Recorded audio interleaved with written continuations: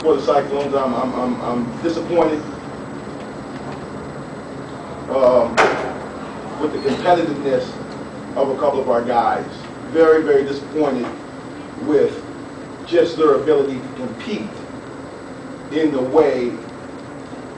Not talking about winning or losing. I'm talking about just straight competing, just straight fighting, trying to win. There's a couple guys on my team I'm really disappointed in from that standpoint. I truly believe it was a missed opportunity. We know what we're facing when we come to Iowa City. Those guys come to wrestle.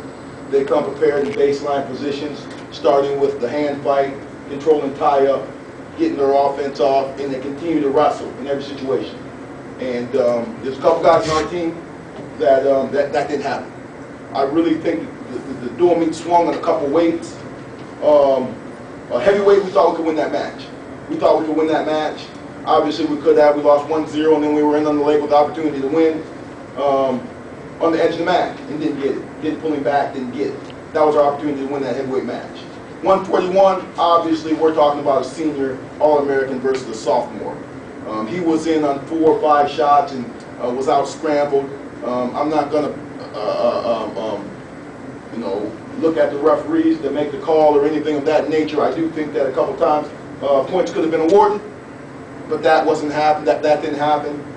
We teach our guys, don't let the official involved. We should have got quick to our finishing position. But those 2 bouts, we were confident we would win, therefore winning the dual meet. So we truly feel we had a missed opportunity, but all in all, very disappointed with a few of our guys from a competitive standpoint. How much of that falls on the coaching staff? It all falls on the coaching staff, but I can't go out there and wrestle for them. I can't go out there and compete for them. This is wrestling. You know wrestling. This is wrestling. You got to step out there and you got to compete. And I don't train 2 teams. I got a team I'm training. All these guys, they're all trained together. You got John Reed, you got Andrew Shorts, you got Nate Carr, you got my heavyweight, you got some other guys that stepped out there and competed. So it's not 2 separate teams, it's 1 team. So it's an individual sport. You got to go out there and you got to compete. So I'll take the blame. I'll take it. A guy like Chris, was there any overconfidence in him? Well, I believe he thought he could win. I believe he thought he might have thought it was going to be easy, especially after the first couple of attacks and the near scores. But obviously, it's never going to be easy, and it's wrestling. Those guys are going to compete. I think he didn't expect the rolls. We didn't expect him to roll as much as he rolled, but I think there was a couple of situations, incidents where we thought we finished the attack before he got to the roll.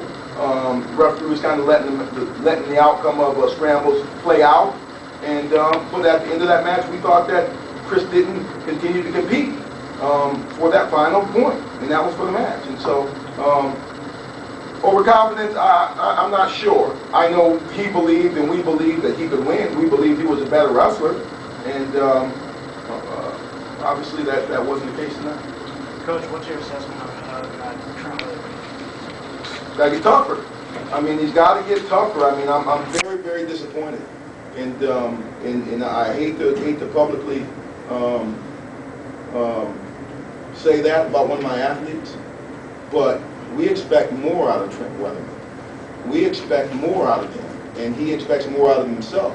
And for him to have a performance like that and not be injured, not be hurt, be of sound mind and body, we expect him to compete at a higher level. He's a guy that needs to compete. That's all we ask. That's all we expect. That's all we want. So there's some things that we're going to have to try to figure out with him and try to fix that, because we can't go any longer with that mentality kicking in and him competing like that. We thought we were past it after the Old Dominion match. We thought we were past it. Obviously, we're not past it. Was a large crowd impacting those guys the way they wrestled? I mean, I don't think so. I mean, I remember it being a little bit louder in here. I remember it being a little bit more, I thought I'd hear a little more jeers and a little more, a little more vocal screaming at me or calling me names or something. But I didn't hear any of that, and I appreciate it. But I thought they'd be a little bit more vocal. But obviously, I think it's easier to not do those things. I think Iowa fans are great fans, but I think it's easier not to do those things when you're winning matches, and they won, you know, quite a few in a row. So this is a competitor's paradise. This is a place competitors want to compete, but you got to go compete. And so I do think from a standpoint of competing, maybe the crowd did get to trend a little bit. That might be something I want to ask you, but I thought he started off pretty well, but then I thought he kind of fell off hard. So big time disappointed with the way. How much will today dictate using true freshmen at some point? None, zero, at all. I mean, if I take a freshman to the Midlands and he wins the Midlands or takes top 3, I'll put him on a red shirt. Possibly not. I like what we have. Back at Iowa State. I like the competitive nature of the freshmen I have there. I want to bring those guys out at the right time with a year under developed training, and then Iowa State will be secure. This is my recruiting class, so we have this freshman class. With the kids we brought in, we throw those kids out there. We won't have any question about how we compete at Iowa State. When Chris transferred here, did you expect him to be the leader so that you weren't even talking about what you did tonight? For sure.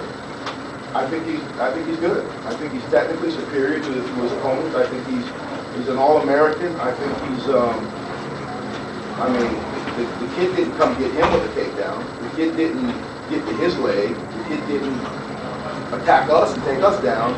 We attacked him several times. We didn't finish on him. We didn't get to our finishing position quick enough, and then we got beat with a scramble off our attack.